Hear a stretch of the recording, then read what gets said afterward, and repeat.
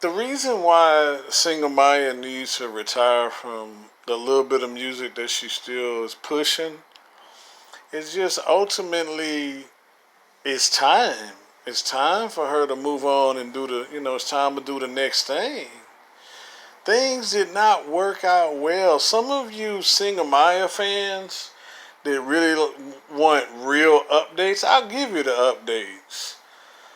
The third season of Fifth Ward was canceled. The reason why it was canceled is because Maya decided to take probably one of 10 Houston's top longest city activists and have a picnic with them and then have them jumped and assaulted at the club right before the rollout of Fifth Ward. Like when I was at the picnic table, I didn't tell y'all everything, but we were there. She was there to finish the voiceovers for that show. So that's the appreciation that basically the former owner of BET got. That was Maya's logic. Was like, you know what? Right before the first season rolls out, I'll go ahead and set this guy up that I'm having a picnic with by myself, and I'll have him injured and assaulted at the club, and then let's see what he does as a counter for right before the first season rolls out.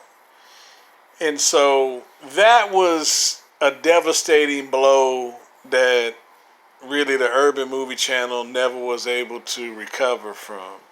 And it was of no fault of their own. It really hurts me. It really hurts me really emotionally that it had to be done. But I think everybody involved realized there was no other way. Is it was time to as soon as Fifth Ward the series was broadcast, it was even before it was activated, it was already time to do damage control and figure a way to you know run this thing out. And so the second season, that's why if you ever look at the second season, you don't really see Maya too much in the second season until like right at the very end of it. And so, you know, that's one main reason. The other reason is you see, it's not like she ever issued an apology. She's tried to, on the low, try to deny it in different interviews. But no, no. She took a hit off of the Flamingo Casino from. There was no way I was gonna let her perform at the Flamingo Casino in 2018. That show was gonna continue. She wasn't gonna be on that bill. I know I mentioned that in other videos, other audios. Um, so where we're at today, I think it's better if she leaves and moves on from music. If she's just like, you know what, I'm just gonna move on and do the next thing because I'm not doing well. If she was really like real with herself, she would be like, I'm not doing well. I'm struggling, and how I could fumble so tremendously in Houston. I mean, this lady literally wiped out an entire production, script writers, uh, so many different people and having jobs on this production gone. And was what really took me back was that I mean, she made it easy for me. She made it easy for me to, bring things to a close. I was never expecting to continue on. Some of y'all don't know this, but there's always a time when countering or you giving somebody some pushback where you say, okay, enough is enough. You got me, I got you, you know, we're square. We're square. You go your way, I'm going to go mine. That took place. I did do that in 2018. Let me tell you what she did. She didn't play the game how the game goes. What she did was she said, oh no, I'm going to keep coming back to Houston like nothing ever happened. And I'm going to rub it in his face. And I gave her, a fair warning. And I said, if you start this back up, you gonna lose it all. I said, don't come back to Houston to get change for $1.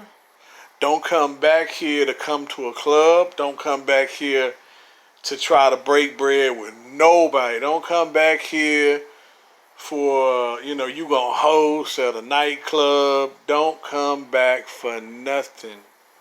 Don't put your rear in no airplane seat and fly here.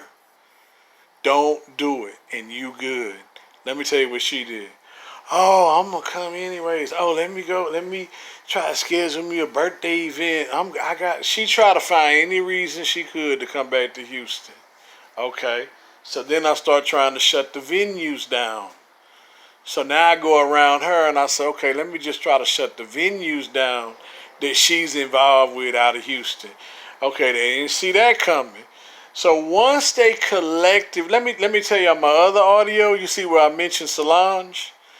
A lot of y'all don't know, but before I ever made YouTube videos about Maya, I made videos about Solange. When Google first bought YouTube and took it over in 2007, I went monetized YouTube on my first video, which was 12,000 views, and it was a long video about Solange Knowles and all of the multiple interactions that I had with her. So this is where we're at, okay? I think it's best if Maya moves on from, I don't think music is doing anything for her. I don't think it's helping her. I think she should bring it to a close, shut it down, retire, and, find something else to do, or just, focus on songwriting, just focus on songwriting, you don't always have to be, out, in the forefront, you can fade away into the back of the business. And that's what she needs to do, because I can't have it. I can't have it. There's no way.